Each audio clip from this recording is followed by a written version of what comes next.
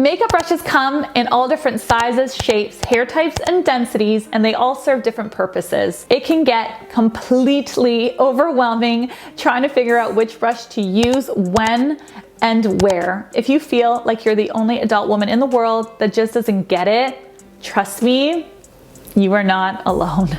In today's video, I'm gonna break down eye and brow makeup brushes for you in a non-intimidating way. I'm gonna explain which brushes you need, why you need them, and how to use them. This is Brush School 101. Let's go. The first brush I want to show you is an angled brush, okay? So an angled brush can be used for a couple of different things. You can use it for filling in sparse areas of the brows, and you can use it for lining the eyes.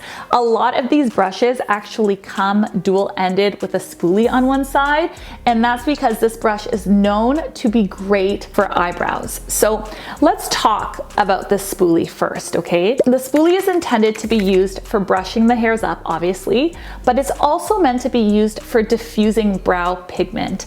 I always start by brushing my hairs up with that spoolie before filling them in with a pencil or a powder. When I do this, I can line up the brow hairs perfectly, and I can really see where I'm missing hair and where I need to add in some shading. In my case, it is everywhere that I need to add shading because my eyebrows are terrible. Another reason though that you really need a spoolie is because after you apply your brow powder or your pencil, you want to always run that spoolie through the brows to soften and diffuse the pigment. This is very important. This is something so simple that creates a much softer and a much more natural brow shape. This tool really is honestly often overlooked, okay? I see my clients all the time when they come in with their makeup, they hardly ever have a spoolie, but it is something that I could actually not live without. I use it every single day on myself and I'm doing my own makeup, but I also use it on all my clients. So if you don't have a dual-ended brush like this, or you just don't have a spoolie, go and get one. You need it for your brows, okay? You need it to diffuse the pigment in your brows. Now, if you're the type of person that uses a brow powder, then you will use your angled brush to fill in the sparse areas and sketch in the hair. Not all angled brushes are the same. You can get varying sizes of them with different densities as well. The smaller and the denser the hairs on the brush are, the more pigmented the end result looks.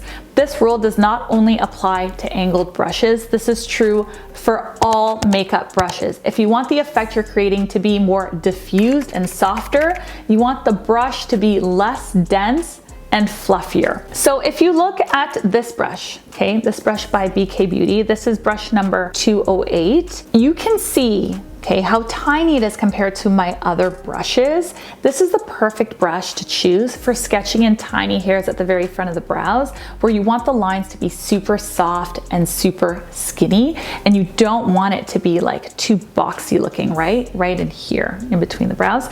Because it's so tiny, you get tons of precision from it, and you get those lines looking really, really sharp and really, really tiny. Sometimes you look at these brushes and you think that they're all the same, but they all do create a bit of a different effect. So depending on what you want to do, how much you want to shade, how skinny you want the lines to be, make sure that you're looking for the brush that has the right shape for that effect that you're trying to create. It's probably no surprise to you that you can also use an angled brush like this to apply eyeliner. A lot of people do that.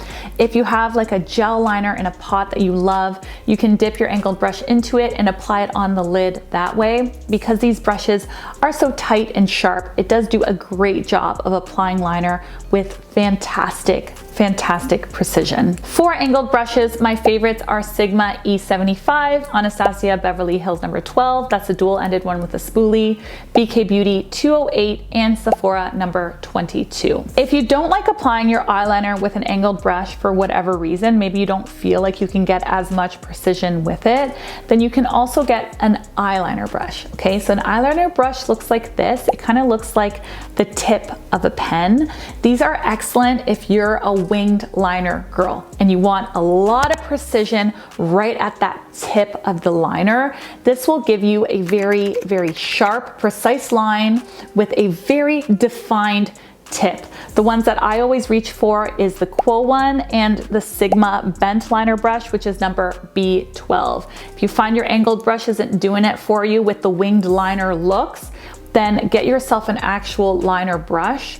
I just discovered these maybe 2 years ago. I was really surprised by what a difference it actually makes in creating that like perfect cat liner sharpness that the angled brush, the brow brush, was really not able to achieve for me. If you're having the same issue, get a liner brush. Okay, the next brush I want to show you is the concealer brush. I would say that this is more of an optional brush to have and not a necessary brush, especially if you're a beginner or if you prefer more minimalist looks. But I do want to show it to you anyways because it does serve its purpose, okay? So a concealer brush is always made up of synthetic hair and it lays super flat and dense. So this is a great brush for sharpening up lines and making things look super precise. I like to use it when I'm cleaning up around my eyebrows because that flat edge is perfect for carving out the shape that I want.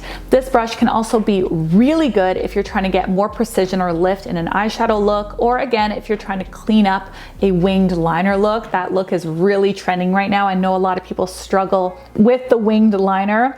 If you do it and you can't get it as perfect as you want, even if you're using the liner brush, you can clean up and sharpen that edge with this concealer brush, this nice flat concealer brush, very quickly and easily. It will make a big difference in the precision of your lines. My favorite concealer brush right now is by BK Beauty and it is A505. Okay, let's dive into my favorite brush ever. Okay, this is the brush that I need for every single makeup look that I do, and it's the Fluffy Crease Brush. I am telling you, every makeup artist has at least 10 of these, if not more. I don't even want to show you how many I have. It's so excessive. This brush is the brush that you use to contour the crease and to blend the eyes. It comes in so many different sizes and densities, and I recommend that you get at least 3 of them, a small, a medium, and a large one. So the medium one is the one that you're gonna use for shading the crease with the transition color.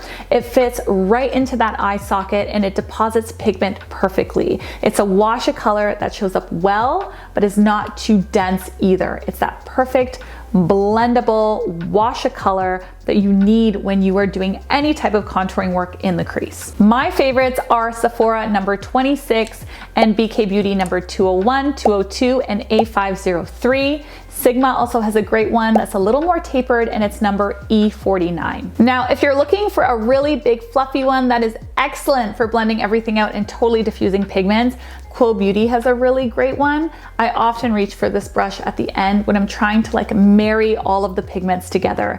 You can see how much bigger it is when it's compared to the medium-sized crease brushes that are more commonly found. So if you have to only get one, get the medium-sized one, but if you come across a nice big fluffy one, get this one as well, because at the very end of your makeup application, you can go in with it and it will blend and diffuse everything out so beautifully and so softly. It's an understated brush that a lot of people don't have that is really worth getting. It's the perfect brush for marrying all of the pigments together on the crease. The last set of crease brushes I want to show you are the teeny tiny ones. These again are not essential for beginners, but if you are getting into makeup, they are good to have. These brushes are used for diffusing pigments, but more strongly in smaller areas. So for example, when I want to darken the corners of my eyes out, I always reach for these. Whenever you're trying to create that kind of subtle sideways V-shaped smoke on the outer corners of the eyes,